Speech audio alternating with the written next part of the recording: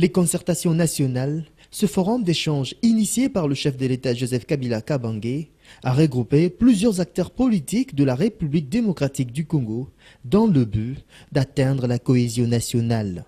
Mais une année après ces assises, certaines recommandations demeurent cependant lettres mortes. Josué Alex Mukendi, analyste politique de son État, pense qu'après les élections de 2011, le président de la République devait organiser un dialogue peu coûteux avec les 11 candidats pour franchir le seuil d'une gouvernance apaisée. Tout commence par les débuts. Après les élections de 2011, j'avais proposé à l'informateur que le président de la République ou le chef de l'État avait désigné pour lui dire, écoutez, c'est bien qu'on identifie la majorité présidentielle et parlementaire. Ce qu'il faut, c'est que le chef de l'État ne doit pas compter pour gouverner seulement sur la majorité. Il doit, dans un premier temps, chercher à dialoguer avec les 11 candidats. Après les élections, après sa prestation de serment, dialoguer avec les 11 candidats qui représentaient toute la collectivité nationale en leur disant « Ok, ça s'est passé comme ça s'est passé, qu'est-ce que nous faisons pour la gouvernance apaisée ?»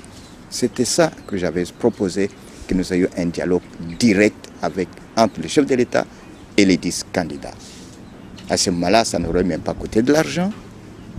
À ce moment-là, on aurait mis un compromis, on serait arrivé plutôt à un compromis consensuel sur la gouvernance du pays.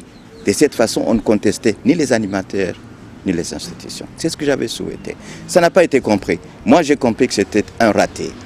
Puisque si moi j'étais le chef de l'État, à ce moment-là, j'acceptais le dialogue.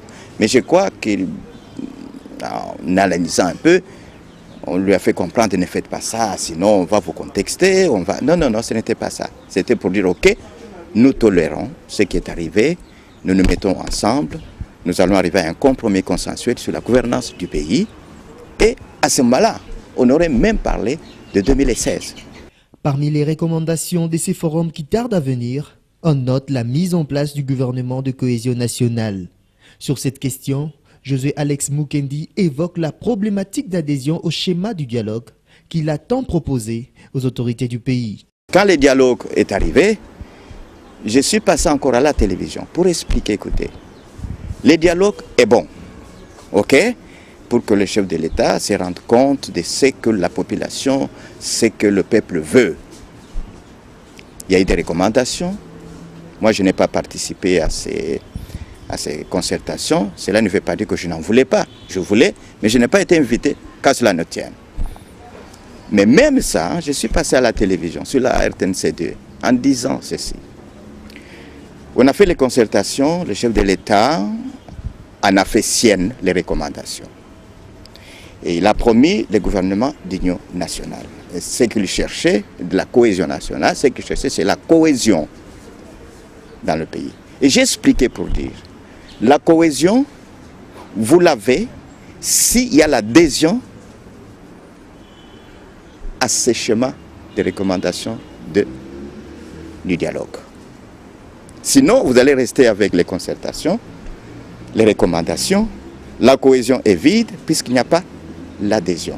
Pourquoi je disais là? Puisqu'il y a des gens qui n'ont pas participé à ça, qui avaient refusé ou qui n'avaient pas participé. Ces gens-là devraient être identifiés pour dire, écoutez, voici les recommandations, qu'est-ce que vous en dites? Il aurait réuni ou invité, par exemple, M. Tshisekedi, M. Kamere, M. Mukendi, ainsi que les autres acteurs. À ce moment-là, on serait allé très vite. Le peuple aurait compris, en fait, ils sont en train de s'entendre sur quelque chose. Bon, soit, on a gardé le chef de l'État dans un tour d'ivoire. Et ça, c'est mauvais.